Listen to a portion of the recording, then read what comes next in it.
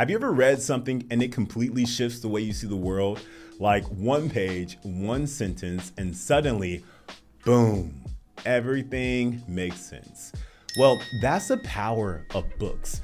They're not just words on a page, they're cheat codes, blueprints, and if you don't tap into them, you're leaving a lot of potential and money on the table.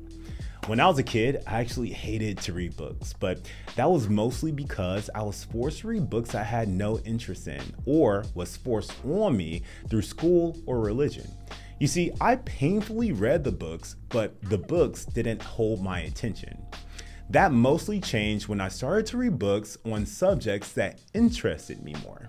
First, it started off with men's magazines like GQ, then it evolved to magazines like Forbes, and then eventually I started to read books based off of the magazine's recommendations. Even as a kid, I've always known that I wanted to be an entrepreneur, a successful one at that. So I started to read books that were of interest to me, and most of those books had to do with making money, personal development, and also leadership. I started off with the classics like Think and Grow Rich, The 4-Hour Workweek, and Lead the Field. But recently, I got recommended a book called Mindset, The New Psychology of Success by Carol Dweck. Here's why this book is apparently a game changer. It breaks down the difference between people who win in life and people who stay stuck. And it all comes down to one thing: your mindset. The book discusses the differences between a fixed mindset versus a growth mindset. One keeps you in the same spot, doubting yourself, becoming afraid of failure, and being insecure. The other, well, apparently it makes you unstoppable. I was going through chapter 1 of this book, and there are a few lines that stuck out to me, like this one. Why waste time proving over and over how great you are when you could be getting better? Man, that hit right here at so many levels because people fall into this trap, especially in business, in fitness, and even relationships. Instead of focusing on getting better, they focus on looking like they have it all figured out. That's the fixed mindset. I mean, just think about it for a second. How many people do you know who are afraid to try something new because they don't want to look bad, or they might feel like it's embarrassing or cringe? How many coaches don't post content because they're scared of messing up? Or guys who don't want to go to the gym because they don't want to look like a beginner? Or guys who don't want to talk to girls because they're afraid of getting rejected? This mindset kills growth because when you're focused on proving yourself instead of improving yourself, you stay stuck. But the real winners, they embrace the process. I actually want to say that one more time, just to make sure you all heard me. The real winners, they embrace the process. They don't care about how they look starting out. They care about the result and how much better they're going to be 6 months from now, a year from now, and even 5 years from now. People with a growth mindset don't just seek challenge, they thrive on it. In my experience, most people avoid challenges because they think struggle means that they're failing. But people with a growth mindset, they see struggle as proof that they're getting better. Just think about your training. If you lift the same weights week after week, do the same workout, and never push yourself, you're not growing. The same thing with your business. If you're comfortable, you're not growing. If you're not failing sometimes, you may not be pushing hard enough. The people who succeed, they lean into that discomfort. I know you've heard the quote, you have to get comfortable being uncomfortable. Well, that's when you go through the phase of realizing your potential and realizing that you have to go through this little phase before you become the expert. You have to take the risk. You have to put yourself in a position where you might fail because you know that's where the real growth happens. I like to say there's no such thing as failure, only feedback. And I like to get that feedback and then turn that into data optimization.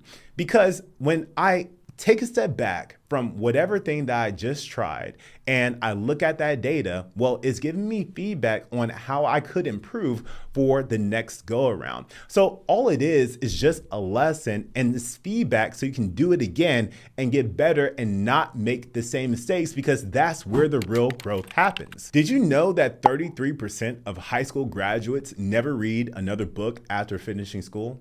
And 42% of college grads stop reading books entirely after graduation. You see, that's wild to me, because the most successful people, they're obsessed with learning. They're obsessed with books. And why is that? Because books can do something that no other medium can do. They can change the way you think. They challenge your beliefs. They expose you to new ideas. And if you let them, they'll completely shift your identity. I wasn't always this person. Y'all see me on this camera. I got my braids fresh. I'm cool like that, but I wasn't always this person. I've read a lot of books. I've done a lot of work. I've done a lot of workshops. I did the whole thing to become the man that I am today. Bro, back in the day, I was a scrub, and I'm gonna be straight up. I had no game either. And I went through a lot of failures. I took a lot of L's, and I just learned, and I wanted to get better, and I wanted to become the man that I am today. And that all stemmed from just having a growth mindset, but never failing, and always reframing my failures as optimization data. The crazy thing about books is that they literally reprogram your brain, just like a software update for your mindset. And I want you to think about it for a second. If you grew up in an environment where money was always a struggle, and you only heard money doesn't grow in trees or rich people are greedy, then by default, you adopt that mindset. You live your whole life believing that wealth is out of reach. But then you read a book like Rich Dad Poor Dad, and suddenly the entire way you see money flips. Or maybe you struggle with discipline, you procrastinate, you make excuses, and you can't stay consistent. Then you read a book like Atomic Habits, and boom, now you have systems. That's what books do. They take what you think you know and show you a completely different way to operate. So this year, what we're going to do collectively as a group is we're going to start a book club. And the first book that we're going to read together collectively as a group is called Mindset. Now, this will be an unofficial book club, but what you'll see from me in the future is videos breaking down the books and relating it back to business, fitness, or life. So join me and let's do this together. I personally think it'll be a lot of fun, and the goal is to have this book done by the end of Q2 or sooner.